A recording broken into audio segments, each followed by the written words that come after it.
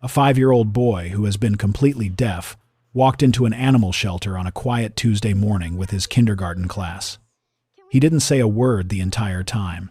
It was not because he couldn't hear, and not because he didn't understand what was happening around him. He simply didn't speak, and he hadn't spoken in years. What happened inside that shelter hallway was caught on a security camera and on a volunteer's phone. By the end of the day, everyone working at the shelter was replaying the same clip over and over again, trying to understand what they were seeing. The boy's name is Liam. He's 5 years old. Liam wasn't born silent. When he was a baby, he laughed, babbled, and made all the little sounds babies make when they're learning how to talk. His parents still remember the way he used to say "mama" before he could even walk. Then something happened when he was 2. One afternoon, Liam was playing outside a neighbor's house when their dog suddenly ran toward him and started barking loudly right in his face. The dog didn't bite him, it didn't touch him, but the barking was loud, sudden, and aggressive. For a toddler, it was terrifying. Liam cried for hours that day. At first, his parents thought it was just a bad scare, but over the next few weeks, something changed. Liam stopped talking. At first, they assumed he was just upset. Kids sometimes shut down after being frightened, but weeks passed, then months. The words never came back. Doctors eventually explained that Liam had developed profound deafness, and his parents slowly realized something else as well. Liam can't hear anything now, but it wasn't always that way. Before the incident with the dog, he reacted to sounds the way any child does. He turned when someone called his name, he laughed at voices around him, and he listened when his mother spoke. After that day, everything changed. The sounds slowly disappeared from his world. So Liam learned to communicate another way, with his hands. His mother, Megan, started learning basic sign language so Liam could tell her what he needed. At first it was simple things: food, water, sleep, toy.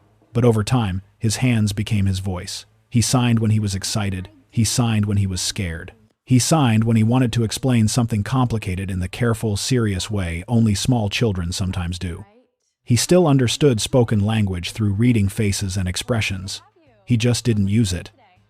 Liam attends Oak Ridge Elementary School, and his kindergarten class had recently started a small community project called Kind Kids, Kind Paws. The idea was simple. Once a month, the class would visit a local shelter, meet the dogs, draw pictures for them, and learn about caring for animals. On that Tuesday morning, 12 kindergartners walked into Riverstone Animal Shelter.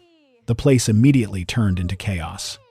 Dogs were barking, children were laughing, teachers were calling out instructions, and small hands were pressing against kennel gates.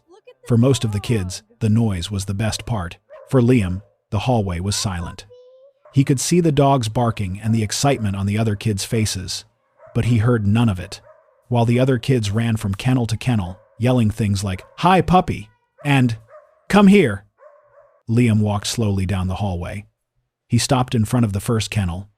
He raised his hand and signed a simple greeting, "Hello." The dog inside jumped and barked. It didn't look at his hands. Liam moved to the next kennel. He signed, "Sit." Nothing. At another kennel, he signed, "Good dog." Still nothing.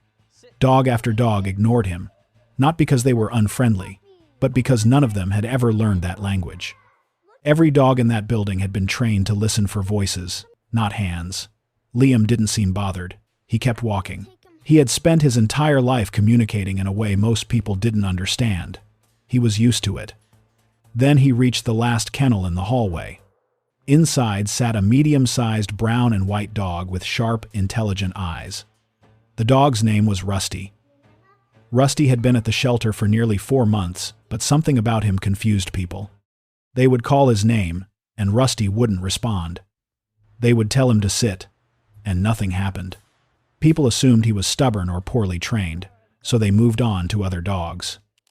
Liam stopped in front of Rusty's kennel. Rusty stopped moving.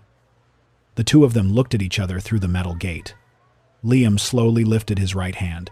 He signed one simple command, "Sit." Rusty sat immediately. There was no hesitation, no voice command, and no treat, just a small hand signal. A volunteer standing nearby froze. She had been recording the class visit for the shelter's social media page. Now, she wasn't sure if she had just seen what she thought she saw. Liam signed again, "Stay." Rusty stayed. The dog's eyes followed Liam's hands carefully, like they were the only thing in the room that mattered.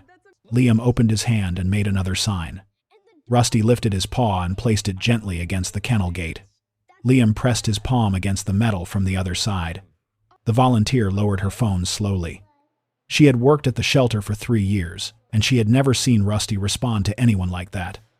The shelter manager immediately went to Rusty's intake file and started reading it again from the beginning. This time, she noticed something she hadn't paid much attention to before. The previous owner was a 70-year-old woman named Margaret Lewis. Margaret had been deaf for most of her life. Rusty had been her dog since he was a puppy, and every single command he had ever learned had been taught through sign language: sit, stay, come. Margaret had surrendered Rusty earlier that year when she moved into assisted living and could no longer care for him. She assumed someone would adopt him quickly. She had no idea he was still there. For 4 months, families had walked past Rusty's kennel, calling his name, giving voice commands, and clapping their hands. Rusty didn't respond, not because he was stubborn, but because he was waiting. He was waiting for someone who spoke his language. And on an ordinary Tuesday morning, a 5-year-old boy finally did. Megan watched the volunteer replay the video right there in the hallway. She saw Liam sign sit. She saw Rusty sit. Her hand slowly covered her mouth. Liam turned toward her and signed 2 words. Mom, he understands. Rusty went home with them that afternoon. 2 days later, the shelter contacted Margaret and told her everything. A week after that, Margaret met Liam and Rusty again in the shelter parking lot. Rusty saw her first. He ran straight toward her. Margaret knelt down and wrapped her arms around the dog she hadn't seen in months. Liam walked over slowly. He tapped her shoulder. Margaret looked up. Liam raised his hands and signed something simple. Good dog. Margaret smiled and signed back. Yes, very good dog. Margaret signed the adoption papers that same afternoon. She took a moment before handing them over. Her hands rested on the table a little longer than necessary, gently rubbing Rusty's head while Liam stood beside her, watching every movement. Rusty was officially going home with Liam and his mother. As they walked out of the shelter together, Rusty stayed close to Liam's side, the leash loose between them. Liam kept glancing down at him, still signing small things with his hands, testing commands, and watching how the dog reacted. Rusty understood every single one. From that day on, mornings in their house began a little differently. Every morning before school, Liam spent time practicing signs with Rusty in the backyard. Sit, stay, come, paw. 6 months later, Rusty sleeps at the foot of Liam's bed every night. Liam still lives in complete silence. He has never heard a single sound in his life, but he doesn't need to, because the dog beside him understands every word he says, even the ones he never has to hear. Sometimes Liam invented new signs just for fun, small gestures that only the 2 of them understood. Rusty learned them quickly, and something else slowly started to change. Liam began smiling more. At school, teachers noticed he seemed more relaxed. He still didn't speak, but his hands moved more confidently, and his face carried the quiet excitement of a child who had finally found someone who understood him without effort. Because that was the strange truth of it. Liam had found someone he never expected to meet, and Rusty had been waiting for someone exactly like him. Months passed, then years. Today, Liam is older now. He walks to school, Rusty trotting beside him like a shadow.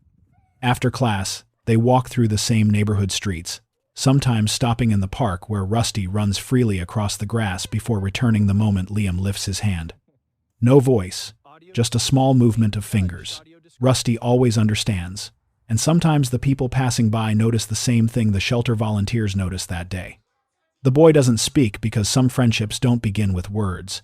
They begin with someone finally speaking the language the other one has been waiting to hear.